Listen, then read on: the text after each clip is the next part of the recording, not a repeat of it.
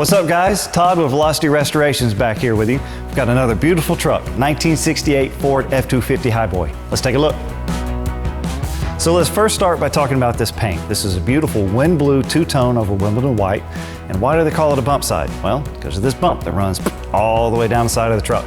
We got the belt line trim on top of it. Like all of our F250s, that sits on a Velocity exclusive Roadster Shop chassis. We've got the adjustable Fox coilovers with external reservoirs.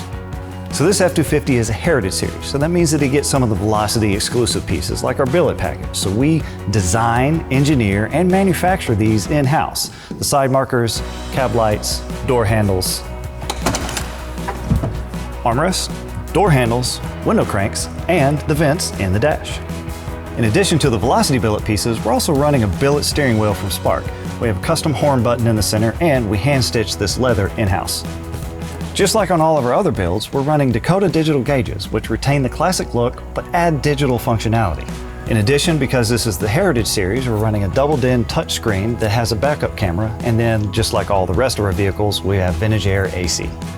Now, all of our interiors here at Velocity are completely custom, but this one has a little extra special feature. We're running the woven leather inserts on this. It adds an extremely custom, very high-end look. One of the extra special features that comes with the Velocity billet package are these tailgate handles that we make in-house. They have the backup camera built into them for a much cleaner look back here. And in the bed of this one, we're running a custom bed wood kit, and it has the color-matched Raptor line sides. All right, let's pop the hood and check it out. Under the hood features a 460 horsepower, 5-liter Gen 3 Coyote mated to a 10R80 10-speed transmission.